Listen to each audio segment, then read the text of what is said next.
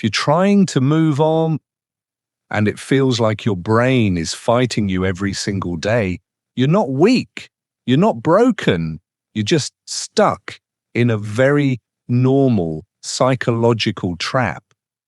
And here's the scary part. The thing you're holding on to might not even be the person. It might be the version of you that existed when they were still there. So today, we're talking about the real psychology of moving on, why it hurts, why it takes so long, and how people actually do it, even when they still care. Because moving on isn't getting over it. Moving on is learning how to live again without dragging the past behind you like a dead weight. And if you stay with me until the end, I'm going to show you the one moment that flips the switch, the moment people finally stop checking, stop hoping, stop replaying, and start breathing again. Let's be real. Most people think moving on is a decision, like you wake up one day and go, all right, I'm done, I'm moving on. But that's not how it works. If it was that simple, nobody would be stuck. Moving on is not a decision, it's a process your brain has to survive, and the reason it feels so hard is because your brain treats emotional loss like physical danger. No joke. Your body doesn't know the difference between I lost someone I loved and I'm not safe anymore. That's why your chest feels tight. That's why you can't sleep. That's why your stomach feels weird. That's why you can be totally fine. And then one random song hits, and suddenly you're back in the same pain like it just happened yesterday. That's not you being dramatic. That's your nervous system doing what it was built to do, because your brain is designed to protect you, not to make you happy. And when something ends, especially something that mattered, your brain panics. It starts searching. It starts replaying. It starts trying to solve the past like it's a math problem. Why did they change? What did I do wrong? What if I said that differently? What if I tried harder? What if I didn't walk away? What if I did? And that loop is exhausting because it feels like you're thinking, but you're not really thinking. You're stuck. You're trapped in what psychologists call rumination, which is basically your brain chewing on the same pain over and over, hoping it turns into an answer. But the truth is, most pain doesn't come with a clean answer. It comes with silence. It comes with confusion. It comes with unfinished sentences. And your brain hates unfinished things. There's actually a psychological effect called the Zeigarnik effect, which basically says we remember unfinished tasks more than finished ones. That's why you can forget what you ate last week, but you can't forget that last conversation. Because it didn't end properly, it didn't feel complete, so your mind keeps it open like a tab you can't close. And the worst part is, you think the reason you can't move on is because you still love them, but that's not always the reason. Sometimes the reason you can't move on is because you still don't understand what happened, and your brain thinks understanding will protect you from it ever happening again. It's like your mind is saying, if I can figure out the exact reason this ended, I'll never feel this again. But life doesn't work like that. People don't always explain themselves. They disappear, they change, they choose something else. They act cold, they act confusing. They give you just enough love to keep you addicted and just enough pain to keep you small. And then you're left trying to make sense of a story that someone else stopped writing. That's why moving on feels like trying to walk forward, while your mind keeps grabbing your shirt from behind. Now here's where it gets deeper.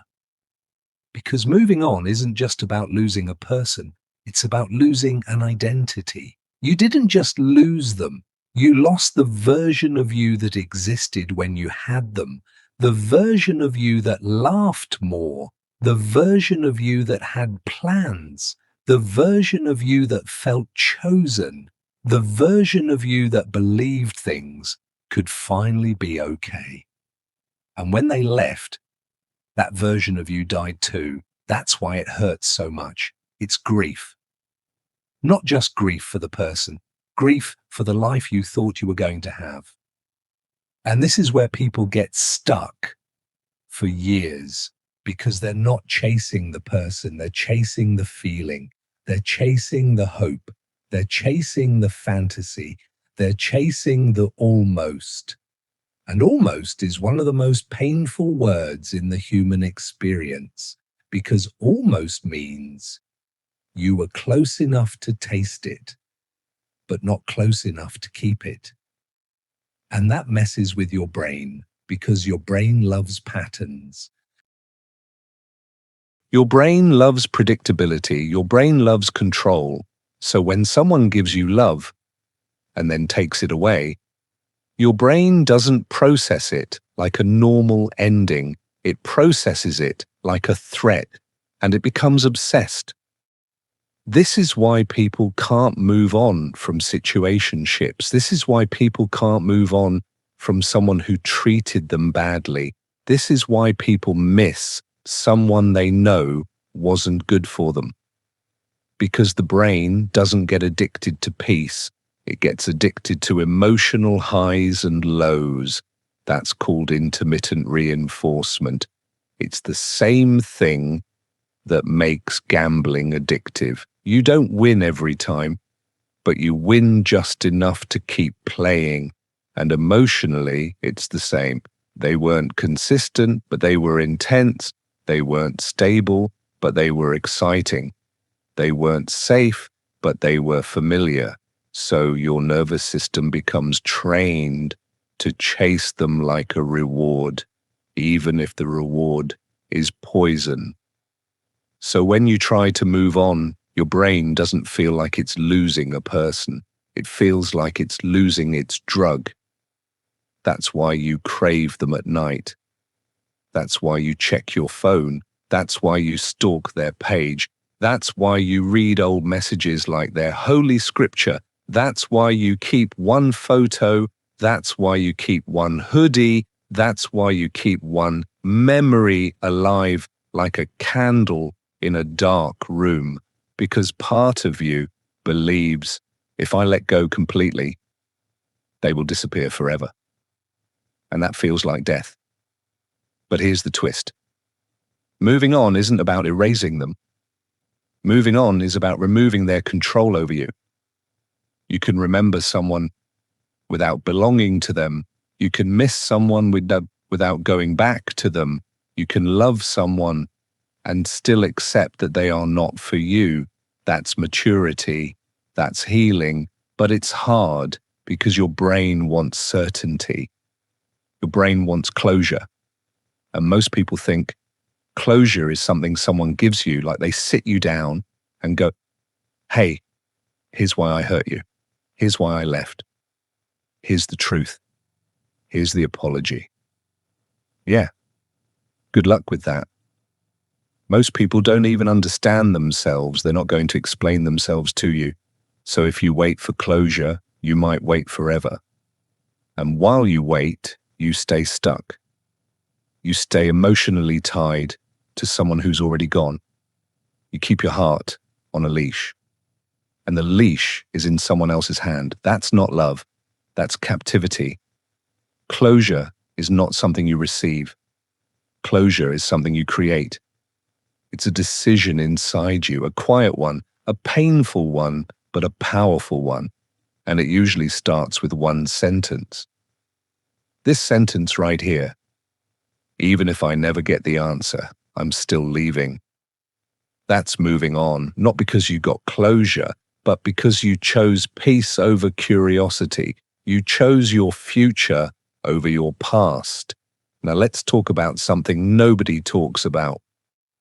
Your body. Because moving on isn't just mental, it's physical. Your body remembers things your mind tries to ignore. That's why you can be doing fine all day. Then your body sees a place, or smells something, or hears a voice that sounds like them, and your heart drops. Your body reacts before your brain can even explain it. That's trauma memory, and I know the word trauma gets thrown around a lot, but listen, trauma doesn't always mean something dramatic happened. Sometimes trauma is just something that broke you quietly, something that made you feel unsafe, something that made you question your worth, something that made you feel abandoned, something that made you feel like you weren't enough. That's trauma too. And when your nervous system learns a person equals danger, it doesn't let go easily. It stays on alert. It stays tense. It stays ready. So moving on is not just stop thinking about them. It's teaching your body that you're safe again. That's why some people can't move on even after years, because they're still living in the emotional posture of the past. Shoulders tight, jaw clenched, breath shallow, heart guarded.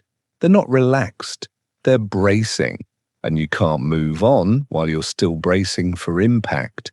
So what actually helps? The first thing is the hardest thing. You have to stop feeding the attachment. And yes, I know that sounds obvious, but most people are feeding it without realizing. Every time you check their page, you feed it.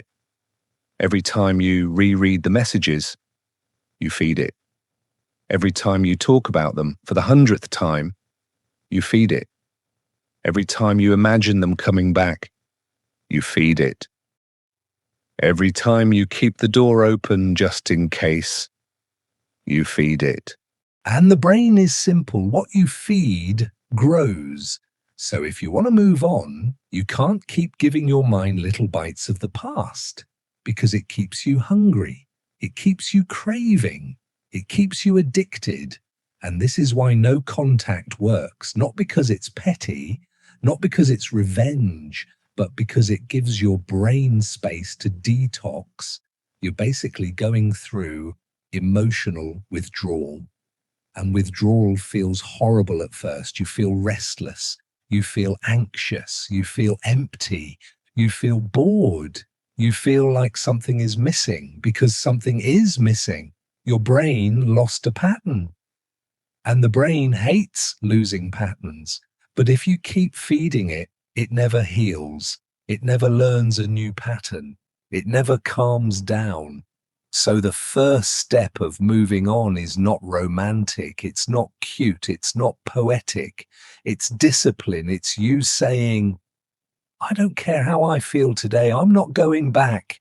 Because your feelings will lie to you when you're attached. Your feelings will make you miss them at 2 a.m. Your feelings will make you forget the disrespect. Your feelings will make you remember the good moments, like a movie highlight reel. But moving on requires memory with honesty, not memory with fantasy. So here's a question that changes everything. Do you miss them? Or do you miss who you were when you believed they cared? Because those are not the same. A lot of people don't miss the person. They miss the attention. They miss the comfort. They miss the routine. They miss having someone. They miss feeling wanted. And that's normal. But if you confuse missing comfort with missing love, you will run back to anything that feels familiar, even if it destroys you. Now let's talk about the biggest trap of all, hope. Hope is beautiful. Hope is what keeps people alive, but hope can also keep you stuck. Because hope turns pain into a waiting room. You don't move on because you think, maybe they'll change. Maybe they'll come back. Maybe one day they'll realize. Maybe it'll work later. And that maybe becomes your prison. You live in the future instead of the present. You live in the fantasy instead of reality. And the truth is, some people don't come back. Some people don't apologize. Some people don't regret it. And even if they do, it doesn't undo what it did to you. So moving on is when you stop negotiating with the past. It's when you stop trying to rewrite the ending. It's when you accept this happened, this is real, and I'm still going to live. That acceptance is not weakness, it's power, because acceptance is the moment you stop bleeding from the same wound. Now here's where the real healing begins, when you start to rebuild your identity, because moving on isn't just removing someone, it's replacing the space they took up in your life. And if you don't fill that space with something new, your mind will refill it with them. That's why people relapse emotionally. They don't miss the person, they miss having something to focus on. So your job is to build a life that doesn't need them, not to prove anything, not to flex, not to post online like, look at me thriving. No, to actually heal, to actually feel free. And freedom feels weird at first, because when you've been stuck for so long, peace feels empty. You'll literally feel bored. And that's when your brain goes, maybe I should text them, because chaos was your normal. So calm feels unfamiliar, and unfamiliar feels unsafe. But that's the lie. The calm is your new life. You just haven't lived it long enough yet, so you rebuild. You do things even when you don't feel like it.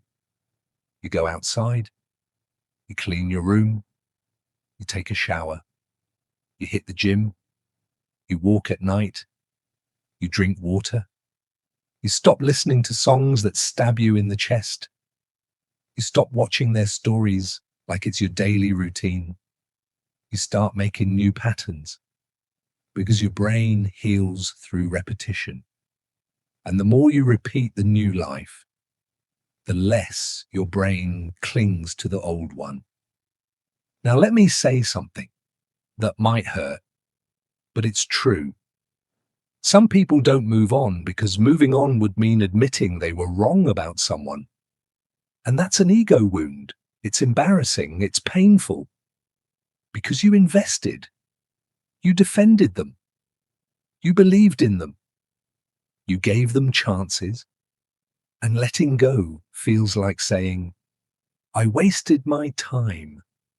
But you didn't waste your time. You learned. You grew.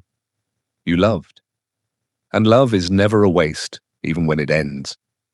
The only waste is staying in pain because you're too proud to leave. So moving on is humility. It's saying, I wanted it to work, but it didn't. And I'm not going to destroy myself trying to force it. That's strength, real strength. Now here comes the part nobody expects. The moment you truly move on is not when you stop thinking about them. It's when you stop reacting to them, when their name doesn't shake you, when their photo doesn't punch you, when their presence doesn't control your mood. That's healing. And that's what neuroscience calls emotional extinction. It doesn't mean the memory disappears. It means the memory loses its power, like a song you used to cry to, that now just sounds like a song. That's the goal, not forgetting, just freedom. And this is why time alone doesn't heal everything. Time plus new experiences heals. Time plus boundaries heals. Time plus honesty heals. Time plus choosing yourself heals. Because if you keep living the same life, with the same triggers, with the same habits, with the same late night stalking, you can be stuck for 5 years. But if you change the pattern, your brain rewires faster. Now let's talk about the hardest moment of moving on. The moment your brain tries to trick you. It happens when you start feeling better, when you finally have a good day, when you finally laugh, when you finally don't think about them for a few hours. And then your brain goes, wait, are we really letting them go? And suddenly you feel sad again. Suddenly you miss them again. Suddenly you want to check. That's not you going backwards. That's your brain testing the old door. It's like your mind walking back to a house it used to live in, just to see if the key still works. And this is where people mess up. They think, oh no, see, I still miss them. I guess I'm not over it. No, missing is normal. Craving is normal. The difference is what you do next. Do you feed it or do you let it pass? Because emotions are like waves. They rise, they peak, they fall. But if you panic and jump into the wave, you drown. If you breathe and let it pass, you survive. So the secret is this. You don't need to fight the feeling. You need to stop obeying it. That's moving on. Now let me give you a simple mental shift that changes everything. Instead of asking, how do I stop missing them? Ask, why am I still attached to someone who didn't choose me? That question is sharp. That question wakes you up, because missing is one thing, but choosing someone who didn't choose you, that's self-abandonment. And the real reason moving on hurts is because it forces you to come back to yourself. It forces you to face the part of you that tolerated less than you deserved. It forces you to face the part of you that begged, that waited, that hoped, that shrunk, that stayed quiet, that accepted crumbs. And that's painful because you realize you weren't just hurt by them, you were hurt by the version of you that kept staying. But don't hate that version of you. That version was trying to survive. That version just wanted love. That version just wanted it to work. So moving on is not punishing yourself. It's forgiving yourself. It's saying, I didn't know better back then, but I do now. And that's the moment everything changes, because moving on is not a breakup. It's a return to your dignity, a return to your peace, a return to your life. So if you're in that place right now, if you feel stuck, if you feel like you can't stop thinking, if you feel like you're carrying something heavy every day, I want you to remember this. You're not behind, you're not failing, you're healing. And healing is messy. Healing is slow. Healing is quiet, but it's real. And one day you'll wake up and you'll realize the memory is still there, but it doesn't hurt the same. And you'll breathe and you'll feel something you haven't felt in a long time. Relief. Not because you stopped caring, but because you stopped bleeding, and that's when you'll know you moved on. Subscribe for more videos like this, and click the next one on the screen.